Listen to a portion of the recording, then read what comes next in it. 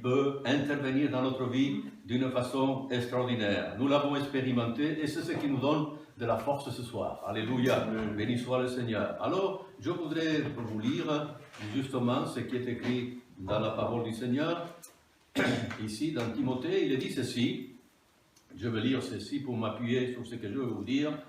Je exhorte donc avant toute chose à faire des prières, des supplications, des requêtes, des actions de grâce pour tous les hommes, pour les rois et pour tous ceux qui sont élevés en dignité, afin que nous menions une vie paisible et tranquille, en toute piété et honnêteté. Cela est bon, agréable devant Dieu, notre Sauveur. Et c'est ceci qui m'intéresse le plus, qui veut que tous les hommes soient sauvés et parviennent à la connaissance de la vérité.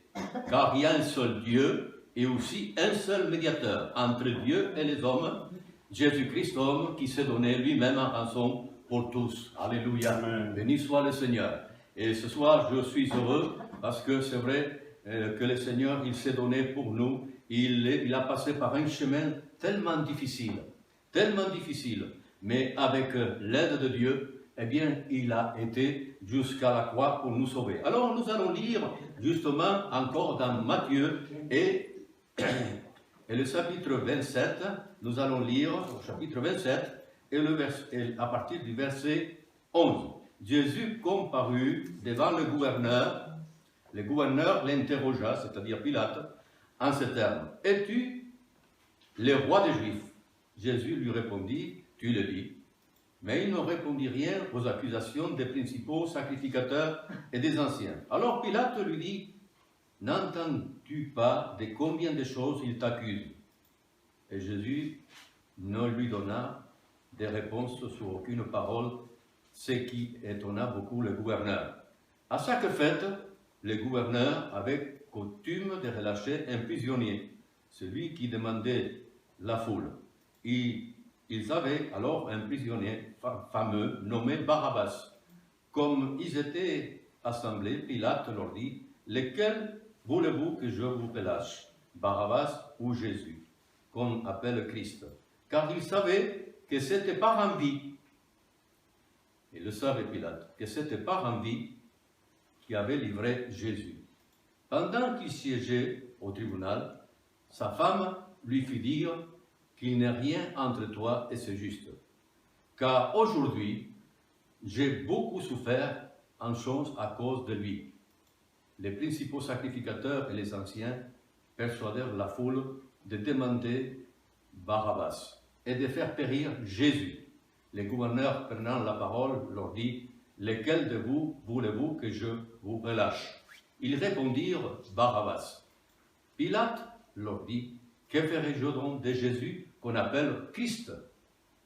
Tous répondirent, « Qu'il soit crucifié. » Le gouverneur dit, « Mais quel mal a-t-il fait ?»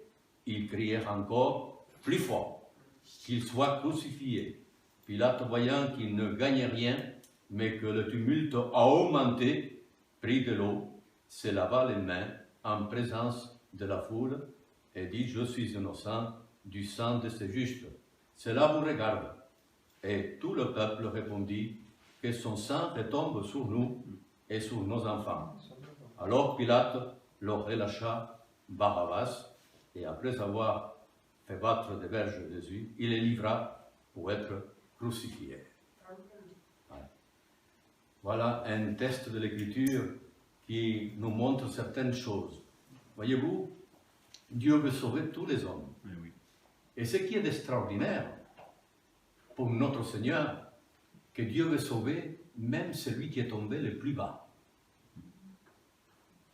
Il a donné son Fils pour que même celui qui s'est séparé de Dieu et qui ne veut pas de lui puisse revenir. Vous voyez, il n'y a pas un homme que Dieu veut qu'il se perde. Nous l'avons lu tout à l'heure dans notre texte. Dieu veut sauver tous les hommes et toutes les femmes. Hein? Et oui, ils sont dans le lot aussi, les femmes. Et les enfants aussi sont dans le lot. Béni soit le Seigneur. Amen. Oui, Dieu veut sauver. Alléluia. Alléluia. Mais cependant, voyez-vous, cet homme, Pilate, eh bien, il savait des choses. Et Dieu le met même qu'il était un homme, eh bien, c'était un soldat, et qu'il il tuait d'autres personnes, il était vraiment mauvais dans son cœur, eh bien, Dieu le met. Et Dieu a tout fait pour que Pilate soit sauvé. Eh oui, Dieu veut sauver tous les hommes et les femmes, tous, même les plus va tomber. Et il fait tout pour les amener à lui, la vérité, en les laissant libres de choisir. Dieu a laissé le libre choix à Pilate. Libre de choisir, personne est marqué à l'encre rouge. La Bible dit que Dieu nous aime. Car Dieu a tant aimé le monde qu'il a donné son Fils unique, afin que quiconque, dans ce quiconque, il y a les plus bas tombés, ceux qui sont drogués, ceux qui sont éloignés de Dieu, ceux qui deviennent méchants, eh bien Dieu veut intervenir dans leur vie. Alléluia. Dieu veut les attirer à lui. Eh oui, il ne veut pas qu'aucun ne périsse, point. Hein? Voilà, il nous a dit ici, Dieu a tant aimé le monde qu'il a donné son Fils unique, afin que quiconque croit en lui ne périsse point, mais qu'il ait la vie éternelle. Dieu veut la vie éternelle pour chaque homme et pour chaque femme. Mais Dieu ne force jamais les portes. Il ne forcera jamais la porte de notre cœur. Moi, je me souviens, quand j'ai entendu l'évangile, eh bien, il m'a fallu un certain temps, mais pas trop de temps quand même. Après avoir entendu des prédications où le Seigneur a parlé à mon cœur et qui m'a montré que j'étais pécheur et que j'avais besoin de me repentir, eh bien, je me suis donné un jour, je me rappelle, dans une réunion d'évangélisation. Et je lui dis, Seigneur, viens dans mon cœur, fais de moi ton enfant, remplis ma vie de toi, Seigneur, viens dans ma vie, et tout ce qu'il y a de mauvais, et chasse-le, eh bien, interviens dans ma vie, Seigneur. Et le Seigneur l'a fait. Amen. Mais quelques jours après, parce que cette expérience, je l'ai fait le 12 avril, je me rappelle encore, 1964.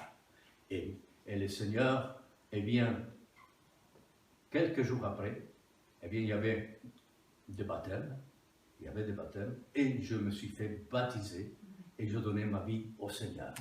Et quelques jours après, dans une réunion de prière, eh bien, j'ai reçu le baptême dans le Saint-Esprit. Ma vie a été changée et transformée. Je n'étais plus le même garçon. À l'âge de 17 ans, eh bien, je me suis donné au Seigneur. Et aujourd'hui, ce soir, je suis là pour vous annoncer que le Seigneur, il est toujours le même. Amen. Ce qu'il a fait à l'époque, il peut le faire encore aujourd'hui dans nos vies. Il peut le faire pour quelqu'un qui est un jeune homme, comme là. Hein? Il peut le faire parce qu'on peut lui donner notre cœur à tout âge. Amen. On peut lui donner au Seigneur notre cœur à tout âge et lui dire, Seigneur, viens habiter dans ma vie. Je t'accepte comme mon sauveur. Je t'accepte comme mon Seigneur. Alléluia. Et oui, je veux pour preuve Pilate. Dieu a révélé à Pilate, à cet homme, tout pour qu'il renonce à condamner Jésus. Il a tout fait. Eh oui. Et il a fait cela pour qu'il croie en lui. Pourtant, Pilate, ce n'était pas un saint, loin de là. C'est un homme de guerre qui n'hésitait pas à tuer, à provoquant même les Juifs. Cela est écrit dans les évangiles. Eh oui. Provoquant les Juifs par toutes sortes de manigances, il va se rendre odieux. Et malgré cela, Dieu va l'avertir par plusieurs signes. Dieu va lui donner plusieurs signes. Dans Matthieu 27, 16. Dans Matthieu 27, 16, nous lisons ceci.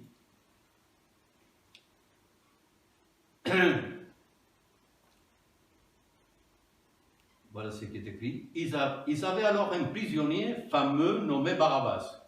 Comme Pilate, ils étaient assemblés, Pilate leur dit, lesquels voulez-vous que je vous relâche, Barabbas ou Jésus, qu'on appelle Christ. Et qu'est-ce qu'ils savaient? Ils savaient que c'était par envie. Ah oui. Ils savaient que c'était par envie qu'ils avaient livré Jésus. Et ça, ils le savaient. Voilà. Pendant qu'il siégeait, encore dans le verset 19, nous lisons ceci, pendant qu'il siégeait au tribunal, sa femme lui fit dire qu'il n'est rien entre toi et ce juste, car aujourd'hui j'ai beaucoup souffert en choses à cause de lui. Voilà encore un autre signe. Sa femme va lui envoyer un message parce qu'elle a eu un songe et que Dieu lui a révélé qu'il ne fallait pas qu'il lui fasse du mal à ce juste. Et ça, vous voyez, il le savait. Alors, nous voyons que les principaux sacrificateurs et les anciens persuadèrent la foule de demander Barabbas et de faire périr Jésus. Le gouverneur prenant la parole leur dit, lesquels des deux voulez-vous que je vous relâche? Ils répondirent Barabbas. Et pourtant Pilate savait, je suis sûr qu'il savait tout ce que Jésus avait fait. Il avait entendu certainement les miracles qu'il avait fait, les choses extraordinaires qu'il avait accomplies pendant tout son ministère sur cette terre. Et cependant, eh bien cet homme va rester quand même le cœur fermé, le cœur fermé. Et voyez-vous, des fois, c'est vrai que nous sommes durs d'entendement, durs. Et cet homme, c'est sûr que c'est un homme de guerre et qu'il avait tué déjà beaucoup de personnes. Mais cependant, Dieu continuait à l'aimer quand même. Voyez-vous, ça, je trouve que c'est extraordinaire. Comment Dieu peut avoir tellement de patience. Et pourtant, c'est écrit dans la parole. La patience de Dieu est notre salut. La patience de Dieu est notre salut. Et voyez-vous, eh bien, cet homme a raté le coche. Et oui, nous pouvons dire cela. Et cet homme a raté le coche. Eh oui. Je veux pour preuve que Dieu a révélé à cet homme tout, comme je viens de vous dire, et cependant, il a condamné quand même. Eh oui. La Bible nous dit que Pilate n'était pas un saint, il était un homme de guerre qui n'hésitait pas à tuer, provoquant les Juifs par toutes sortes de manigances. Je vous le dis tout à l'heure. Dieu va l'avertir par plusieurs signes. Plusieurs signes. Pilate savait que les sacrificateurs aussi, c'est encore autre chose. Il savait que les sacrificateurs avaient livré Jésus par envie et jalousie. Et sa femme va l'avertir en disant qu'il n'est rien entre toi et ce juste. Car aujourd'hui, Dieu a beaucoup souffert en songe. Alors, voyez, Dieu a voulu faire grâce à Pilate. Mais malgré ça, Pilate, eh bien, n'a pas voulu et il a pris la décision. Pilate apprend par la bouche de Jésus encore un autre signe, qu'il est roi. Quand tu lui poses, es-tu roi? Jésus va lui dire, je suis roi, je suis roi. Jésus se présente comme la seule vérité, la vérité, dans Jean 14, 6. Eh oui, Jean 14, 6. Peut-être qu'on pourrait le lire, s'il vous plaît. Vous le connaissez, ce verset, hein? Jésus lui dit, je suis le chemin, la vérité et la vie. Et nul ne vient au Père que par moi. La seule vérité, l'unique vérité. Eh oui, dans Jean 14, 6. Et puis, en plus, il reçoit la révélation qu'il n'est pas coupable, qu'il n'a rien fait de mal. Eh oui, vous voyez, il reçoit la révélation qu'il n'est pas coupable. Matthieu 19, 4.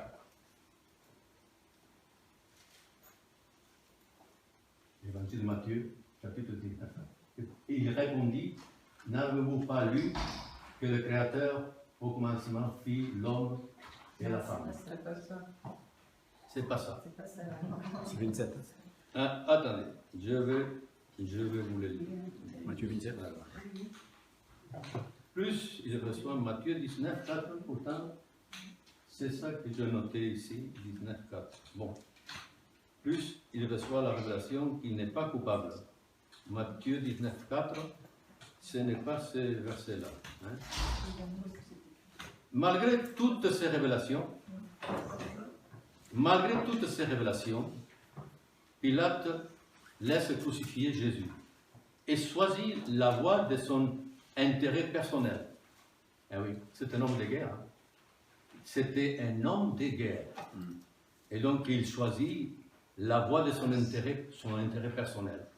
La Bible appelle cela le mal, parce qu'il a laissé, eh bien, amener à la croix le juste, celui qui certainement avait entendu qu'il avait ressuscité des morts, qu'il avait guéri des malades, qu'il avait aussi, eh bien, donné à manger à des grandes foules, plusieurs fois. Et il avait entendu tous les miracles que Jésus avait faits, et cependant, eh bien, Pilate, son cœur a resté fermé. Eh oui. Il va laver ses mains, il va, en se persuadant qu'il était innocent du sang de ces justes, en se persuadant qu'il était innocent du sang de Jésus, mais en réalité, c'est faux. Il avait le pouvoir de libérer Jésus. Lui, il avait le pouvoir de le libérer. Jean 19, 10. Jean 19, 10. J'espère que celui-là est bon.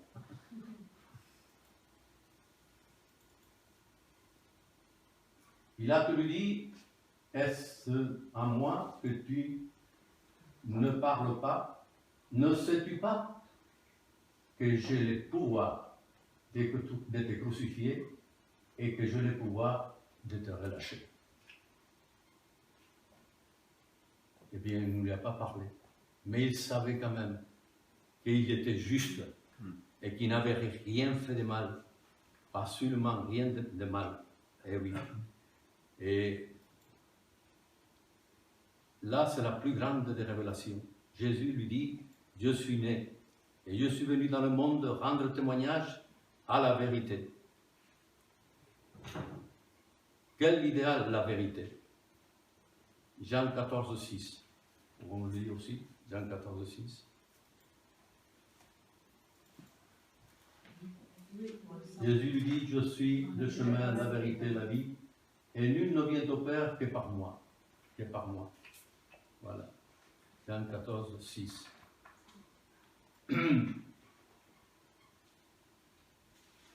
Eh oui, beaucoup de jeunes et des hommes cherchent ce que est vrai, ce qui est juste, pour bâtir leur vie sur du solide, le bonheur. Et le bonheur, on ne peut le trouver qu'en Dieu lui-même, en Jésus. Le bonheur véritable, on peut le trouver uniquement qu'en lui. Pour qu'un foyer marche bien et dure et perdure, il faut bâtir sur Jésus-Christ. C'est ce que nous avons fait, ma femme et moi. C'est peut-être ce que nous avons fait ici pour beaucoup. Nous avons bâti notre vie sur Jésus. Et nous lui avons demandé de bénir notre maison, de bénir nos proches, nos familles, et de bénir même ceux qui étaient avec nous dans le travail. J'ai eu l'occasion d'avoir une entreprise pendant plus de 20 ans, et je sais de quoi je parle. Et le Seigneur nous a bénis de toutes sortes de bénédictions, comme c'est écrit dans sa parole, dans les lieux célestes en Jésus-Christ. Dieu nous a bénis de toutes parts. Et voyez-vous, quand on s'appuie sur le Seigneur, quand on fonde sa vie sur le Seigneur, eh bien, nous pouvons dire que le temps va passer, les années vont passer, mais même si le diable se met au milieu, et des fois le diable se met au milieu, des foyers et des familles pour les diviser, parce qu'il ne veut pas, et surtout quand on est chrétien, parce que c'est cela, quand on est chrétien, eh bien le diable, eh bien rougit encore davantage. Il est comme ce lion rougissant et qui vient pour détruire et pour dévorer. Et mes amis, si notre vie est fondée dans le Seigneur, en Jésus-Christ, alors l'orage pourra venir, la tempête pourra venir, les moments difficiles pourront venir, la maladie même pourra venir, mais rien ne pourra nous déraciner de la main du Seigneur. Voyez, nous allons avoir une fondation solide en Jésus. Nous allons bâtir, comme moi, quand je faisais des maisons, je bâtissais dans ce qui était solide. Et quand ce n'était pas solide, je cherchais là où c'était solide, en plus profond, pour que je bâtisse la maison sur la terre ferme. Et voyez-vous, quand on fait cela, eh bien la maison elle est solide. Et je parle ici de la maison de chaque couple que nous sommes ici. Nous avons besoin de continuer à bâtir sur Jésus-Christ, qui est la pierre angulaire, qui est le Seigneur, le roi des rois. Et si nous faisons cela, eh bien, nous pouvons eh bien, tenir la longueur du chemin, même si ça dure, et pour nous, ça dure longtemps. Eh oui. En 64, on est quand même presque en 2020, hein. Ça fait déjà quelques années qu'on marche avec le Seigneur. Mais je suis tellement heureux de marcher avec le Seigneur, parce que je sais qu'il prend soin de nous, et que quand on prie pour nos enfants, nos petits-enfants, pour nos familles, et pour tous ceux qui ne appartiennent pas encore au Seigneur, Dieu écoute nos prières. Alléluia. Amen. Dieu écoute notre prière. Béni soit le Seigneur. Et oui, cet homme, Pilate, n'a pas su, eh bien croire ce que sa femme lui avait dit. Eh oui. Je pense que c'est là, finalement, le plus important. Sa femme lui a dit, eh bien, je souffrais en change pour... C'est juste. Eh oui. Il aurait dû arrêter et dire aux Juifs, eh bien, faites-le vous-même, ou que quelqu'un d'autre le fasse s'il veut. Mais non. Eh bien, il a continué. Et mes amis, nous avons, mes frères et sœurs, besoin de bâtir sur du solide. Sur du solide. Proverbe 8, verset 7. Qu'est-ce qu'il dit, Proverbe 8, verset 7?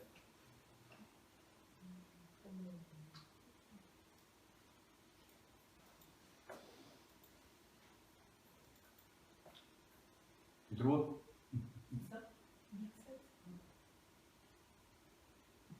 Car ma bouche proclame la vérité et mes lèvres ont en horreur le mensonge. Psaume 34, 12. Car ma bouche proclame la vérité et mes lèvres ont horreur le mensonge. Et Psaume 34, 12. Venez mes fils, écoutez-moi, je vous enseignerai la crainte de l'Éternel. Eh oui, la crainte de l'Éternel. Et nous avons besoin d'avoir dans notre cœur cette crainte de l'Éternel qui est le commencement de la sagesse. Le commencement de la sagesse. Si la crainte de Dieu dans notre cœur, eh bien, nous n'allons pas faire des choses qui vont, en quelque sorte, nuire à notre vie, nuire à notre cœur. Et quand nous allons avoir la tentation devant nous, eh bien, nous n'allons pas plonger tout de suite. Non. Et je vois que nous avons besoin de ça, nous les chrétiens. J'ai besoin de ça dans ma vie. Nous avons tous besoin que nous soyons eh bien, vigilants, parce que si nous voulons bâtir sur le Seigneur, il nous faut vraiment nous appuyer chaque jour sur lui, en lui faisant pleinement confiance. Et quand la tentation est là, eh bien, non pas succomber, parce que Dieu nous a donné son esprit, il ne nous a pas laissé tout seul. Il nous a donné son esprit, pour que nous puissions dire, quand le diable nous tente fortement, non, je ne veux pas cela dans ma vie. Et c'est très important. Quiconque est de la vérité, écoute ma voix, va dire Jésus. Quiconque est de la vérité, écoute ma voix. Pilate lui dit, qu'est-ce que c'est que la vérité? Après avoir eu tant de signes et de confirmations, il choisit le doute et l'incrédulité. Le doute et l'incrédulité. Vous voyez? Et nous savons très bien, quand on lit, par exemple, eh bien, la vie de Pilate, surtout dans un livre ou dans un endroit où on peut trouver toute sa vie, eh bien, il nous a dit que cet homme, eh bien, il s'est suicidé. Il s'est suicidé. Eh oui, il a fini vraiment très mal. Voyez-vous combien nous avons besoin de nous attacher au Seigneur. Combien nous avons besoin de rester fidèles à lui, sans nous détourner ni à gauche, ni à gauche, ni à droite, mais de pouvoir rester ferme dans cette vérité. Eh oui, alors ce soir, bien le Seigneur nous appelle à bâtir sur lui. Bâtissons sur le Seigneur. Amen. Et choisissons de lui rester fidèles jusqu'à la fin de notre vie. jusqu'à la fin, jusqu'au dernier soupir. Et nous rentrerons alors dans son royaume, ça c'est certain, parce que le Seigneur le veut et il le désire. Ne soyons pas comme beaucoup que nous avons connus, même dans notre pèlerinage, nous avons connu des gens qui ont bien commencé et que malheureusement, ils ont mal fini. Le Seigneur veut le meilleur pour chacun d'entre nous. Et le meilleur, c'est en lui que nous l'avons. Fondons toutes choses bien dans le Seigneur notre Dieu. La vérité, il est la vérité, il est la vie. Il est celui qui peut nous combler de ses bienfaits et de ses grâces. Et qui peut renouveler nos forces, même si nous prenons de l'âge. Et oui, il est là pour nous bénir. Et vraiment, le Seigneur veut cela pour chacun d'entre nous. Si quelqu'un n'a pas fait une expérience personnelle avec le Seigneur, ce soir, vous pouvez la faire. Amen. Parce que Jésus, il est là au milieu de nous. Et que si vous lui dites, Seigneur, je t'accepte comme mon sauveur personnel, je t'accepte dans ma vie, viens me changer, viens me transformer, viens faire de moi ton enfant. Et bien, si on lui dit cela, viens avec notre cœur. Parce que Dieu, on ne le trompe pas, hein? C'est notre cœur. Si on lui dit cela, eh bien, le Seigneur va intervenir et faire en sorte de nous changer, de nous transformer à son image. Béni soit le Seigneur. Amen. Et oui, c'est le miracle de Dieu. Il nous change à son image. Et il nous change dans l'être intérieur. Nous ne sommes plus le même. C'est cette expérience qui a marqué ma vie. Et ce soir, nous avons besoin de faire confiance à notre Dieu. Nous allons prier le Seigneur. Amen. Béni soit le Seigneur. Seigneur, je te prie pour que ta parole puisse agir.